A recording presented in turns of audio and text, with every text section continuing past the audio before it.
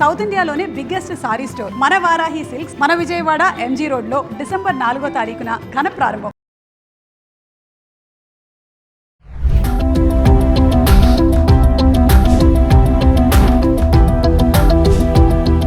నమస్తే, welcome back to Suman TV. Present మనతో పాటు ఉన్నారు ఎనలిస్ట్ మందరి కృష్ణారెడ్డి గారు. నమస్తే సార్. నమస్తే అమ్మా. సార్, మొబైల్ గురించి మాట్లాడుకుంటే అంటే అసలు మొబైల్ లేని వాళ్ళే ఎవ్వరు లేరు. పిల్లల దగ్గర నుంచి పెద్దవాళ్ళ వరకు ఈ రోజుల్లో ఇది లేకుండా అసలు ఎవరి చేతిలో అయినా ఖచ్చితంగా ఇది ఉండాల్సిందే. ఇది లేకుండా ఈరోజు పని కూడా అవ్వదు. అంటే ఒక్క క్షణం ఇది కనబడకపోతే ఎంత టెన్షన్ పడిపోతారో అందరికీ తెలిసిన విషయమే. అయితే మొబైల్ వినియోగదారులందరికీ కూడా కేంద్రం మరి ఒక హెచ్చరిక చేస్తుంది. ఒక్కసారి వివరాల్లోకి వెళ్తే సార్. మొబైల్ ఎవరు నిజంగా ఇవాళ మొబైల్ అనేది జీవితంలో అతి విడదీయరానటువంటి జీవితంలో ఒక భాగం, అంటే ఒక శరీరంలో ఒక భాగంలాగా తయారైపోయింది. కొంతమంది జోకులు వేస్తుంటారు, పెళ్ళాలు లేకపోయినా మొగుడు లేకపోయినా బతకొచ్చు, కానీ మొబైల్ లేకపోతే బతకలేవనేటువంటి పరిస్థితి ఏర్పడింది. వాస్తవం కూడా అనిపిస్తుంది. మొగుడు కనపడకపోతే 1 గంటలో 2 గంటలు 3 గంటల తర్వాత వెతుక్కుంటారు, కానీ ఫోన్ కనపడకపోతే నిమిషాల లోపల వెతుక్కునే పరిస్థితి ఏర్పడుతుంది. ఎప్పుడు ఏ క్షణంలో ఏం జరుగుతుందో, ఏం మెయిల్, నాకేం వస్తుందో, మెసేజ్ ఏమొస్తుందో, లేకపోతే ఏదో కోల్పోతున్నట్టుగా భావన వచ్చేట్టు పరిస్థితి ఏర్పడుతుంది. అందుకోసమనే మొబైల్ వినియోగం ఎంత పెరిగిందంటే చివరికి చదువు రాని వాళ్ళు, అతి చిన్న చిన్న పనులు చేసుకునే వాళ్ళు కూడా, కూలీ పనులు చేసుకునే వాళ్ళు కూడా, ఈవెన్ అడుక్కునే వాళ్ళ దగ్గర కూడా ఉండే పరిస్థితి ఏర్పడింది. సిచ్యువేషన్, ఎరా మీకెంత ఇవాళ ఎంత పోగైంది, నీకు ఎంత డబ్బు వచ్చింది, కానీ వీడు అది ఇంకా ఈ సెంటర్లో బాగా వస్తుంది, అక్కడ రాని చెప్పేటువంటి పరిస్థితులు కూడా ఏర్పడాయి దీంట్లో. అంటే అతి సామాన్యుడి దగ్గర నుంచి అతి ధనవంతుడి దాకా, మరి కింది స్థాయి ఉద్యోగి దగ్గర నుంచి అక్కడ ప్రధానమంత్రి దాకా ప్రతి ఒక్కరికి తప్పనిసరిగా అవసరమయ్యేటువంటి సాధనంగా మొబైల్ అనేది ఉంది. ఈ మొబైల్లో ఒక నెంబర్ని, ఇంటర్నేషనల్ నెంబర్ని ఒకదాన్ని నిక్షిప్తం చేయడం జరుగుతుంది. ఒక నెంబర్ పెట్టడం, IMEI అంటే ఇంటర్నేషనల్ మొబైల్ ఎక్విప్మెంట్ ఐడెంటిటీ అనేది దీంట్లో పెట్టారు. ఈ నెంబర్ చాలా ముఖ్యమైనది. 15 అంకెలు ఉంటుంది ఈ నెంబర్. ఈ 15 అంకెలు ఉండేటువంటి సంఖ్యను ఎందుకు పెడతారంటే, ఈ నెంబర్ ఎందుకు పెడతారంటే, ఒకటి, మన ఫోన్ ఒకవేళ ఎక్కడైనా మనం మిస్ చేసుకున్నట్టయితే, ఏ ఊళ్ళో పారేసుకున్నా, ఏ దేశంలో పారేసుకున్నా, నీ ఫోన్ ఎక్కడుందో వెంటనే తెలుసుకోగలిగే శక్తి ఈ నెంబర్కి ఉంటుంది. IMEI నెంబర్కి. ఈ నెంబర్ అంత పవర్ఫుల్ నెంబర్. అంటే ప్రపంచానికి అంతా ఒకటే నెంబర్ ఉంటుంది. అంటే ఇండియాలో ఒక నెంబరు, వేరే కంట్రీలో ఇంకో నెంబర్ ఉండదు. ఇది ఇంటర్నేషనల్ నెంబర్. అంటే దీనికి ఒక వ్యవస్థ తయారు చేయబడింది. ప్రతి ఫోన్కు ఒక నెంబర్ ఇస్తారు, అది యూనిక్ నెంబర్. ఆ నెంబర్ ఇంకో ఫోన్కి ఇవ్వరు. అలా పెట్టుకున్నటువంటి ఈ నెంబర్ ఉండటం వల్ల ఫోన్ కదలికలు తెలుస్తాయి. అంటే ఫోన్ స్విచ్ ఆఫ్ చేసినా కూడా ఆ ఫోన్ ఎక్కడుందో, ఎగ్జిస్టెన్స్ ఎక్కడుందో, ఎక్కడ చూపిస్తుందో దాని కదలికలు, మూమెంట్ తెలుసుకోవడానికి అవకాశం టెక్నాలజీ ఇచ్చింది మనకు. కాబట్టి ఫోన్ మిస్ అయినట్టయితే తెలుసుకోవడానికి ఉండే అవకాశం నెంబర్ 1. ఆ ఫోన్ రిజిస్టర్ చేసేటప్పుడు ఎవరి పేరు మీద రిజిస్టర్ అవుతుందో ఆ డీటెయిల్స్ అన్నీ ఉంటాయి. అంటే ఆ నెంబరు ఒకవేళ వీళ్ళల్లో ఎవరైనా తప్పు చేసినా, నేరాలు చేసినా, పోలీసులకు అందకుండా తప్పించుకునే ప్రయత్నం చేసినా, హత్యలు చేసినా, మరభంగాలు చేసినా, మరొకటి చేసినా, ఈ ఫోన్ వాళ్ళని పట్టించే అవకాశం ఉంది. దీని ద్వారా సులభంగా వాళ్ళు ఎక్కడ ఉన్నారో తెలుసుకొని వాళ్ళని పట్టుకొని వాళ్ళకి శిక్షలు, పెనాల్టీలు వేసేందుకు పాసిబిలిటీస్ ఉన్నాయి. అంటే ఒకవైపున తను ప్రొటెక్ట్ తన ఫోన్ను తను ప్రొటెక్ట్ చేసుకోవడానికి కాస్ట్లీ ఫోన్స్ ఉన్నాయి. 1,00,000, 1,50,000, 2 లక్షలు ఇవాళ చాలా పెరిగిపోతుంది, రోజు రోజుకి పెరిగిపోతుంది. ఐఫోన్లలో ఎన్ని రకాల వెరైటీస్ రావాలి, అన్ని రకాల వెరైటీస్ వస్తున్నాయి.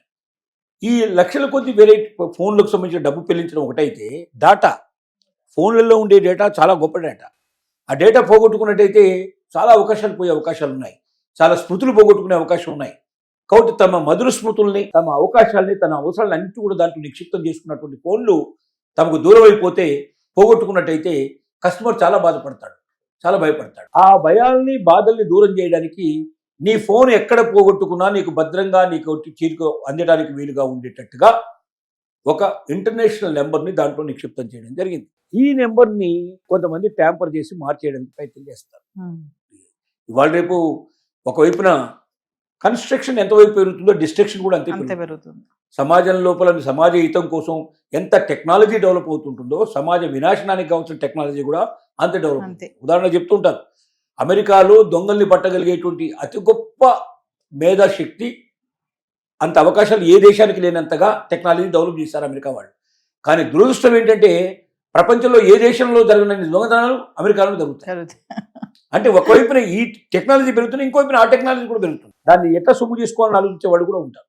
కాబట్టి ఇక్కడ జరిగేది ఏమిటంటే, ఆ ఇంటర్నేషనల్ నెంబర్ని ట్యాంపర్ చేసి, నెంబర్ని తొలగించి తమ ఇష్టం వచ్చిన నెంబర్లు పెట్టుకునే ప్రయత్నం చేస్తారు. ఇలా పెట్టుకోవడం వల్ల వాళ్ళు సేఫ్గా ఉండే అవకాశం ఉంటే ఉండవచ్చు. కానీ ఒక్కొక్కసారి వీళ్ళకి హాని చేసేటువంటి వాళ్ళు దొంగలు వచ్చారు, వీళ్ళ మీద పడ్డారు, లేదా మర్డర్ చేశారు, మానభంగాలు చేశారు, ఫోన్లు ఎత్తుకుపోయే వాళ్ళు కూడా ఉంటారు. ఈ ఫోన్ ఎత్తుకుపోవడం వల్ల వాడిని దొరికించుకోవడానికి ఇది ఒక అవకాశం ఏర్పడుతుంది. అలాంటి వాడిని పట్టుకునే అవకాశం ఏర్పడుతుంది. అంటే ట్యాంపరింగ్ చేస్తే శిక్షలు ఏంటి సార్? శిక్షలు ఉన్నాయి? ట్యాంపరింగ్ చేసినట్టయితే పడేటువంటి శిక్షలు చూసుకుంటే 3 ఏళ్లకు తగ్గకుండా జైలు శిక్ష పడే అవకాశాలు ఉన్నాయి. 50 లక్షల రూపాయలు పెనాల్టీ పడేటువంటి అవకాశాలు ఉన్నాయి. జరిమానా. ఇదే మరీ దీన్ని 2 సార్లు 3 సార్లు చేస్తే కూడా ఇంకా దానికంటే మించినటువంటి శిక్షలు కూడా పడేటువంటి పాసిబిలిటీస్ ఉన్నాయి దీనికి. కాబట్టి ఒకటి, మనం జెన్యూన్ అయినప్పుడు మన ఫోన్ నెంబర్ మనం ట్యాంపర్ చేయాల్సిన అవసరం లేదు. మనం ట్యాంపరింగ్ చేస్తున్నామంటే తప్పనిసరిగా మనలో జెన్యూనిటీ లేదనే విషయం అర్థం చేసుకుని. ఇంకోటి, సెకండ్ హ్యాండ్ ఫోన్లు కొనుక్కునే వాళ్ళు ఉంటారు చాలామంది. ఈ సెకండ్ హ్యాండ్ ఫోన్లు కొనుక్కునే వాళ్ళు అసలు ఇంటర్నేషనల్ నెంబర్ కరెక్ట్గా ఉందా లేదా అని చెక్ చేయించుకోవాల్సిన అవసరం ఉంది. అది చెక్ చేసుకోకపోతే సపోజ్ ఎవడైనా ఈ నెంబర్ మనకు మార్చేసి మనకి ఇచ్చాడు, మన నెంబర్ ఇంకెవడైనా పెట్టుకున్నాడు అనుకోండి, దానివల్ల రేపు పొద్దున అనేక రకమైన సమస్యలు మనకు పడతాయి. వాడు దొంగతనం చేస్తే, వాడు మర్డర్ చేస్తే మన మీద పడే అవకాశాలు ఉంటాయి.